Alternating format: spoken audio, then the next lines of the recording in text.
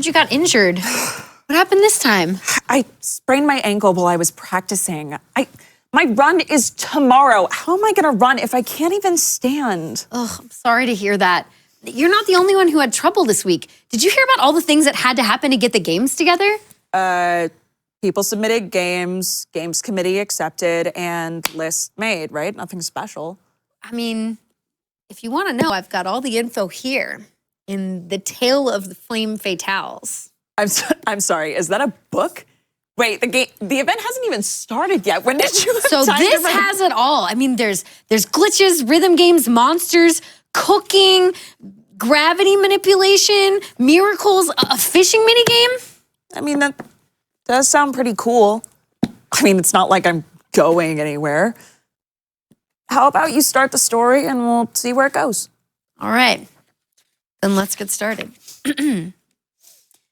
Once upon a time, there was a wonderful event called Flame Fatales 2023. It was an all-women charity speedrunning event hosted by Games Done Quick. This event was once again benefiting Malala Fund, an international nonprofit organization that advocates for girls' education around the world. You can learn more about Malala Fund by going to malala.org.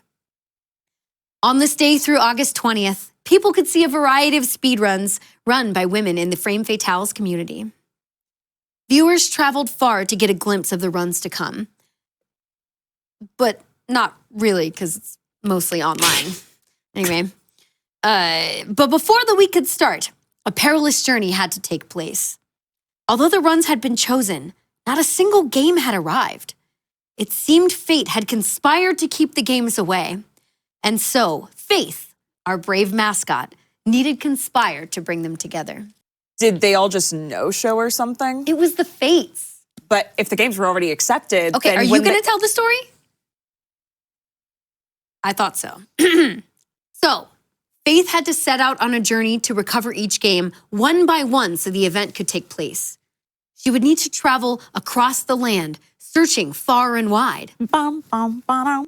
And so, Faith set out on her adventure, and it was not long before she came face to face with her first obstacle, a daunting foe that would test every bit of her saved stamina bar and climbing prowess.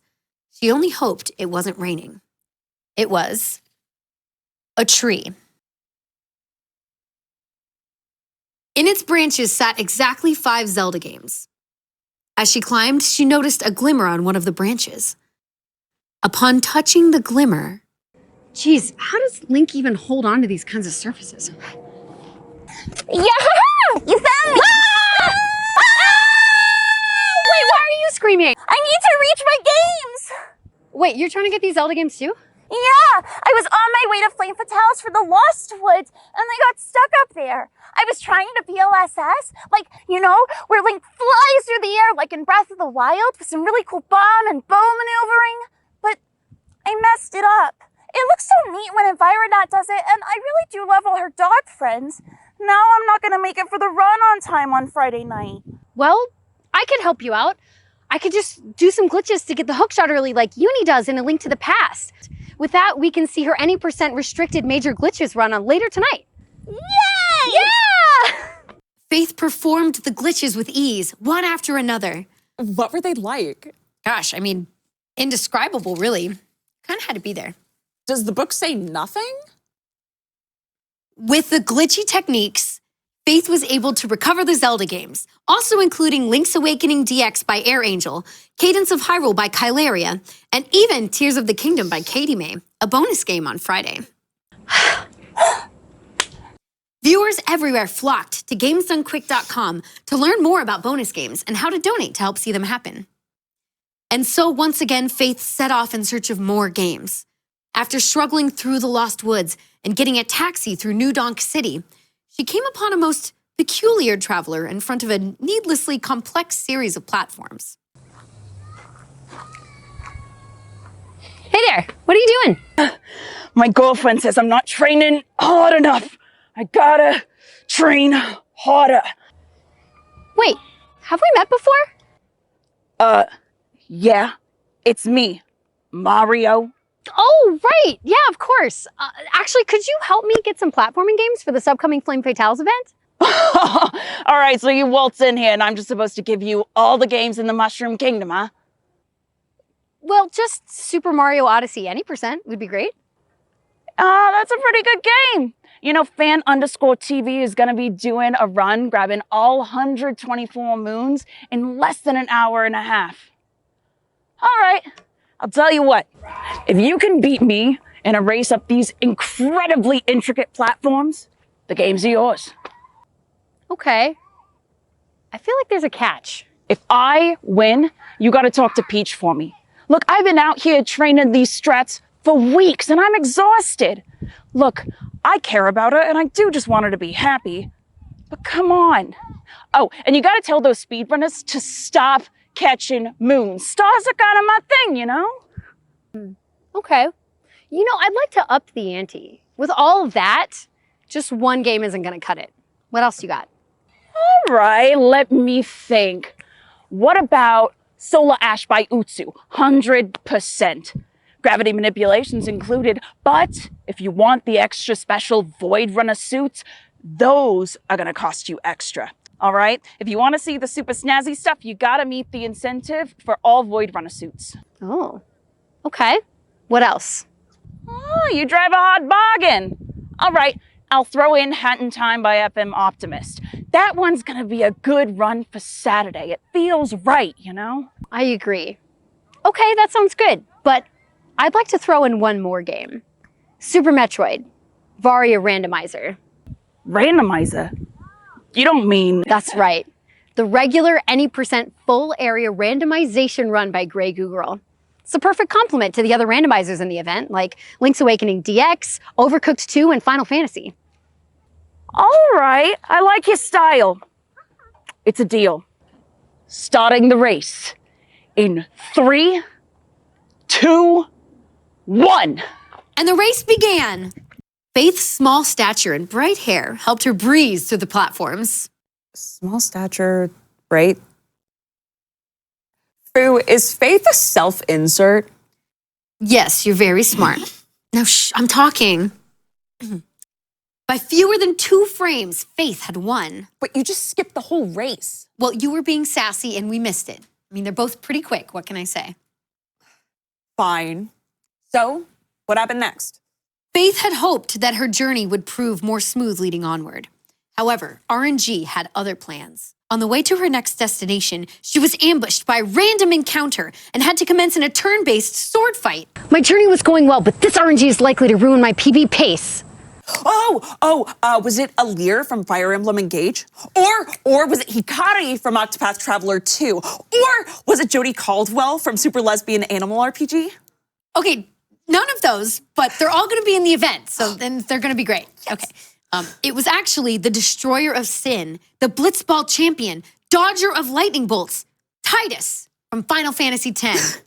He had been on a pilgrimage to find Yuna, his lost love. Wait, hold on.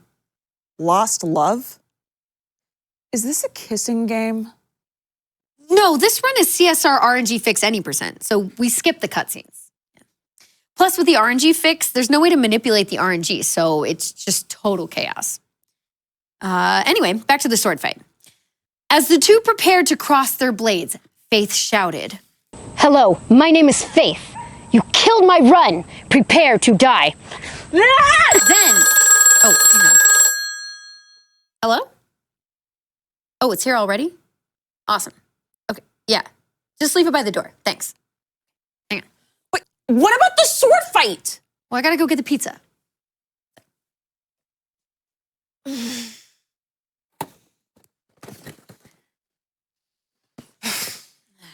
All right, here. Oh, this is from Overcooked 2. Okay, the chefs Eliza and Paticus Mock specialize in randomized ingredients, but this really, anything could happen. Thank you, chef. Of course. And I got us some dessert from Satan Loves Cake, which would be great. You know, Eliza and Joe Josie make the best icing by racing each other in under 14 minutes. So don't get too full on the pizza. I won't. Oh, and we should definitely order from Plate Up later this week. Their any percent random seed turkey trio run is supposed to be delicious. Ooh, that sounds good. Why don't we get some on Wednesday? That sounds great. But now that we have the pizza, Okay, I can put it down.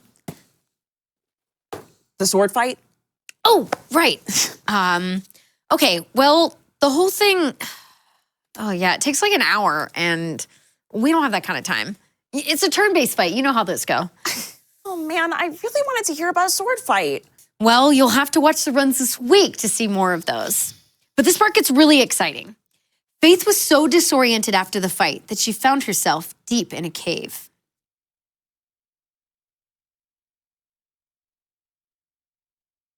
Where am I?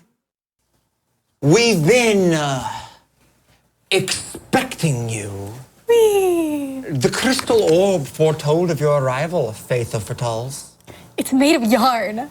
It is. I am the Corvid May, and this is the Frigid Flygon. Welcome to the Prize Cave. Everything before you can be had for a prize. She means price, like donations to the event. No, it's a pun. Moving on. You're looking to travel home, yes? Many foes doth await you, and indeed, it has been proven dangerous to travel alone. Yeah, the famed blacksmith Ehud Watson has given us 2 weapons you could use. The Monodo from Xenoblade Chronicles and the Master Sword from the Legend of Zelda series. Would those work for you?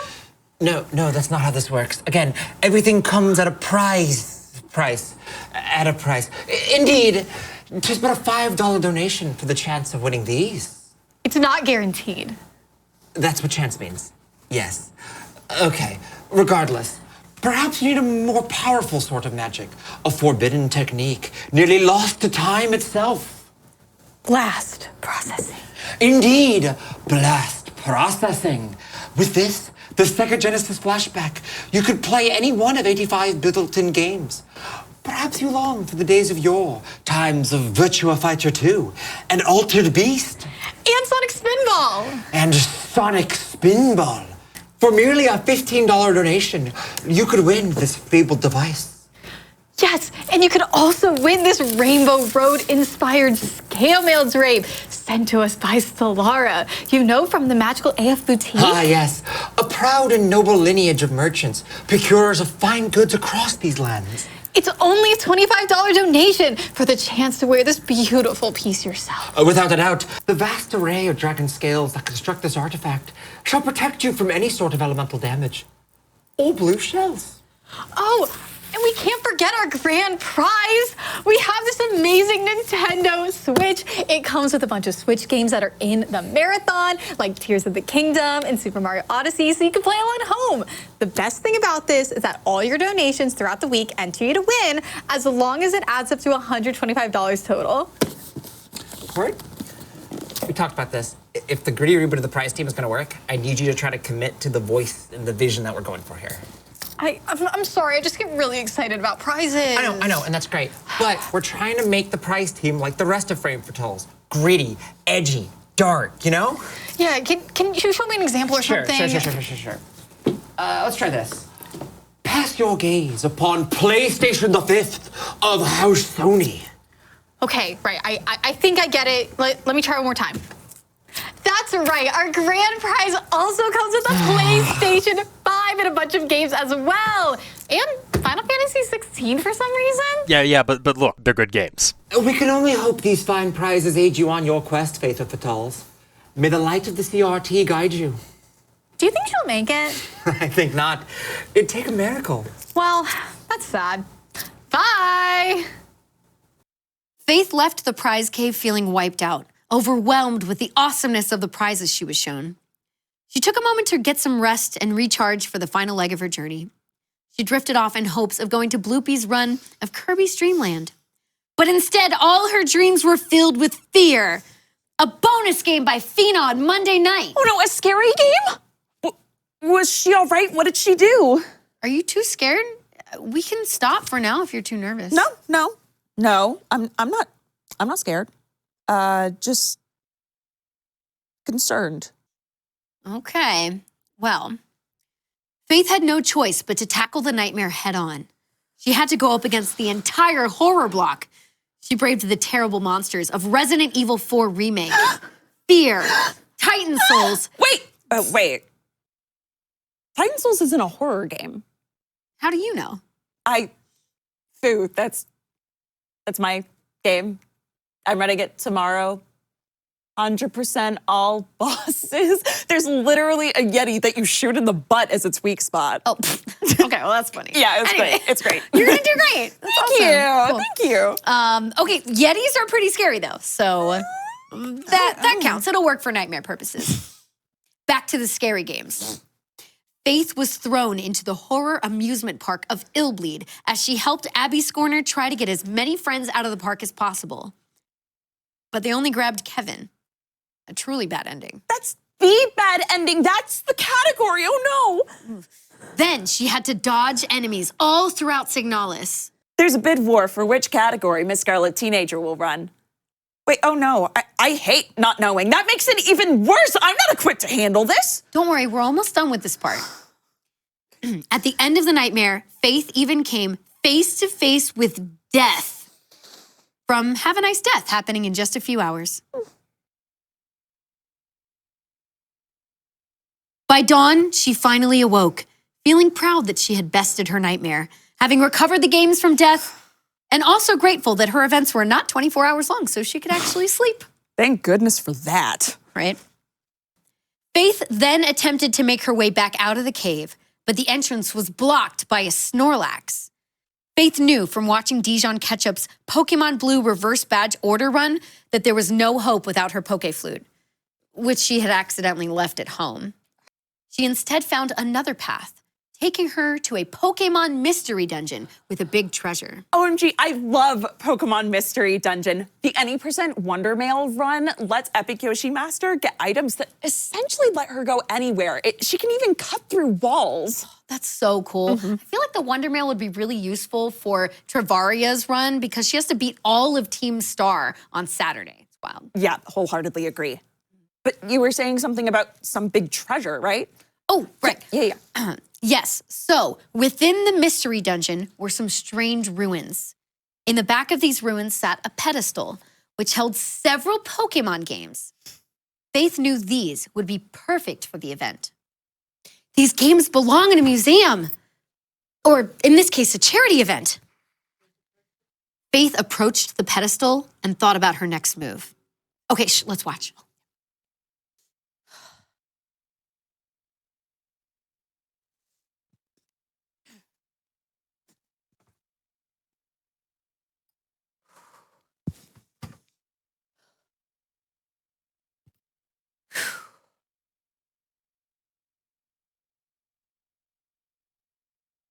But it wasn't that easy.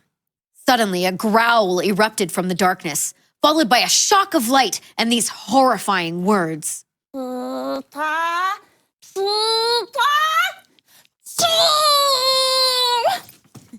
Startled, Faith grabbed the games and made a run for it. The only way she could outrun this terrible monster was to channel her idol, the fastest blue creature to exist, collector of Chaos Emeralds, lover of chili dogs, Sonic. She thought about the Sonic block coming up on Wednesday, and it filled her with energy. Wait, there's a whole block of Sonic games? I thought it was just Sonic Adventure Amy's story that's being run by Peacock. Well, yes, that's happening in just a few hours. But if you're watching on Wednesday, you can catch a whole block of Sonic and Friends in games like Sega Ages Sonic the Hedgehog 2, Sonic Riders Zero Gravity, Sonic 1 Forever, and Sonic Mania. That's a lot of Sonic. Wait, but did Faith make it out okay? Did she get the games to the event? In the final moment, Faith transformed into Super Faith and dashed forward at top speed. She emerged victorious from the cave and all the way back to the event. She had done it. The games were all there. The event was ready to take place. It's a miracle. Wow. She really did pull off a miracle. Good for her.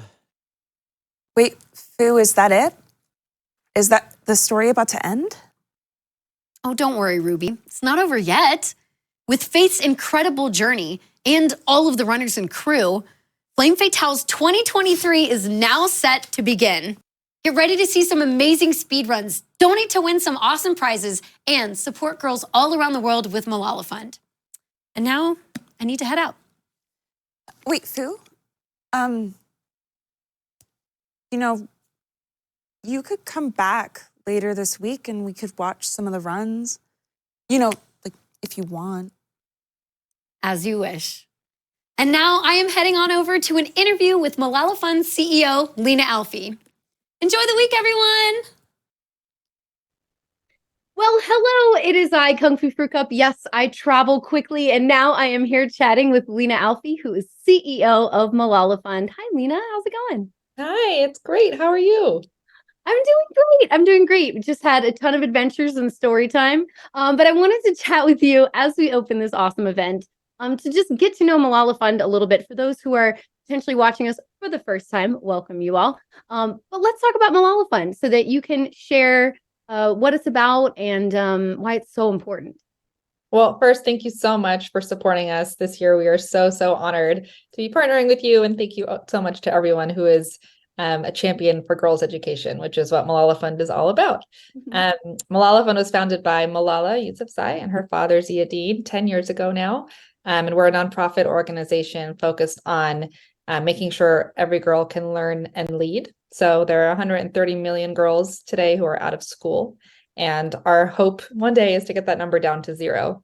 And we really believe that to do that, we have to address the systems that are keeping girls out of school. So we really focus on advocacy so that governments invest in the education systems to get girls in school. We try to change social norms so that there's value of girls going to school and communities really rally behind sending their girls to school. And that once girls are in school, the quality of learning that they're getting is actually relevant and helpful for them. So we're an organization that operates like a fund. We raise funds from partners and supporters like you, and then we re-grant them to organizations that are really on the front lines of breaking down the barriers to girls' education in 9 countries. Wow, 9 countries. Yeah. And like over the years working together, like I've heard so many stories about all these amazing things that girls and women are doing just everywhere around the world. It's so cool to see, like, again, where these funds go to, like these journeys throughout, I don't know, just like ways to like get water to villages to like help with that, or like just all these education stories, like girls getting to present all these findings they've had, like to large communities or government bodies. Like it's so cool. So I think it's a really wonderful thing that you all do, and I'm so excited that we have a great partnership and working together, and everybody watching you all. You're supporting a wonderful cause. So I wanted to know, as CEO, you've had a little bit more time now, kind of in this position, and I wanted to know like what that's been like for you. Like, do you have any kind of updates for you in the last year? It's been awesome. I mean, honestly, we have such great people who work in this space, and everybody who cares about girls and wants girls to have all of their rights and be able to go to school are just so passionate. And so I've been able to work with so many more people in our organization, so many more of our partners, so many more people in the sector. And it's just, for me, it's so like enlightening and heartwarming that there are so many good people out there who really want to make changes for girls and who really believe in like the power of girls. And so in this position, I'm getting to really ask some cool strategic questions, like what does the girls' education space really need from us right now? How can we leverage, Malala and her voice and the brand that we have and this incredible network of education activists around the world?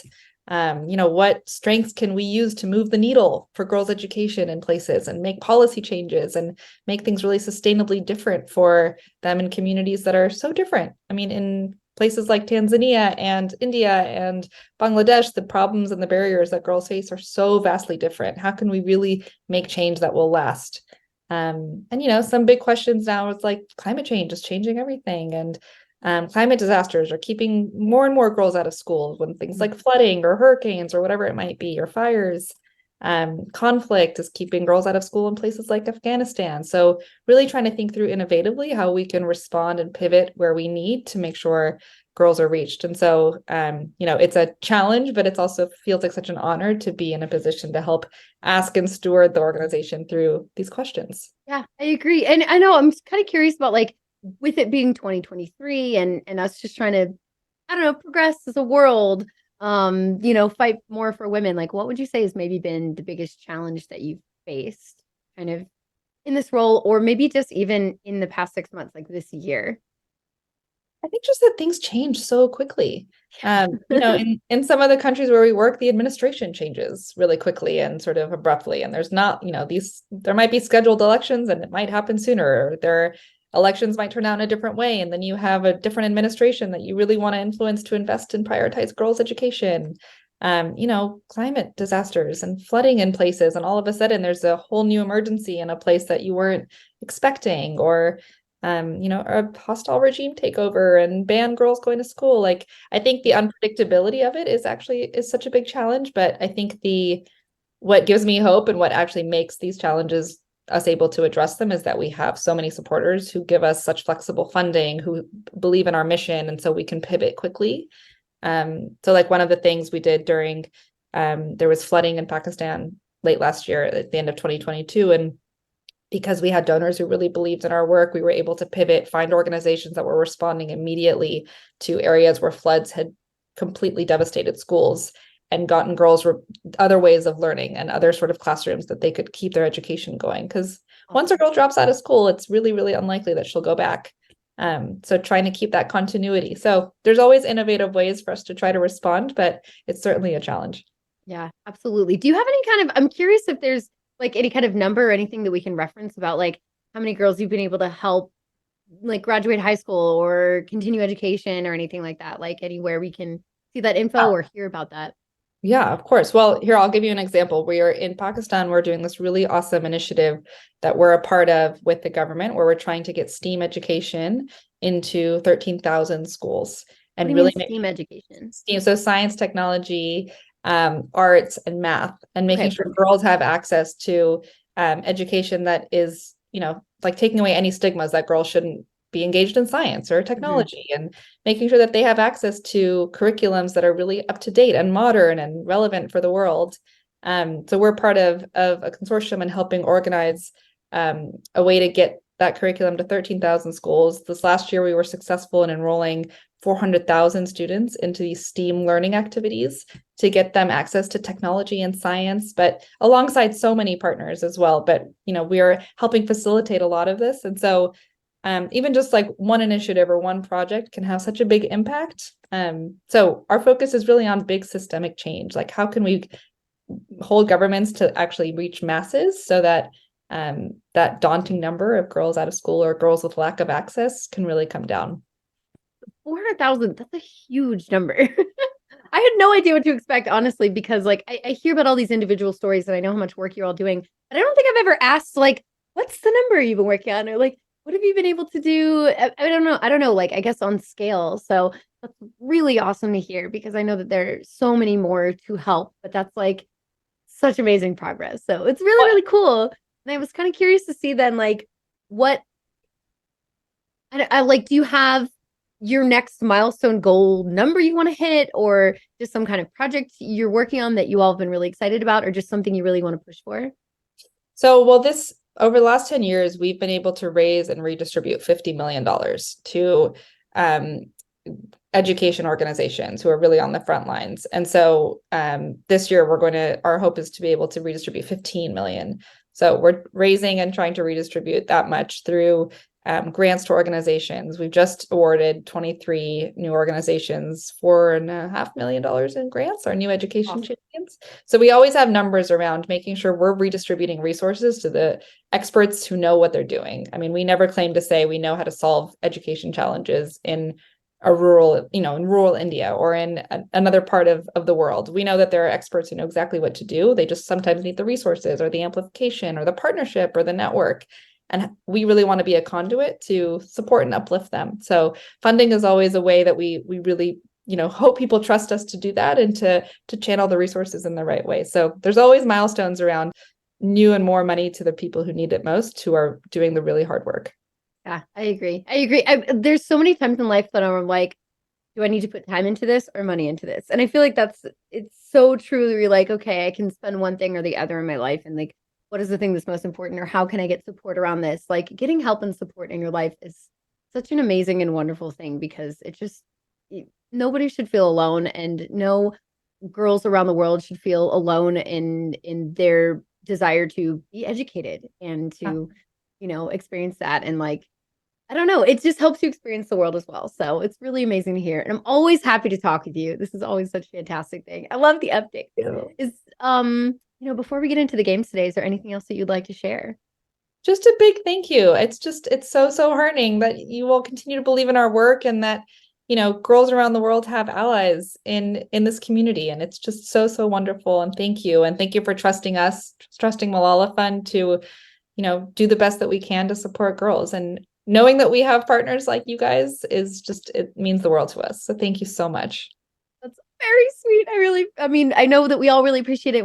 Again, we love working with you. So everybody, please get your donations in for Malala Fund. There's so many amazing prizes you can win and incentives you can see, and you see how it's going to such a wonderful cause. So support Malala Fund. And feel free to look into more if you would want to. I know I mentioned earlier, but you can always go to Malala Fund Malala.org. Malala.org. Malala.org. Super easy, super simple. There's so many wonderful things you can see on there. Read about all of their wonderful assembly stories and all kinds of things. So thank you so much once again, Lena. Thank you so much, everyone. As always, I appreciate it. And now we are going to head off into the very beginning of the event and take it away with the first game. So excited. I'm going to hand it up to the host for now. Thanks, everyone.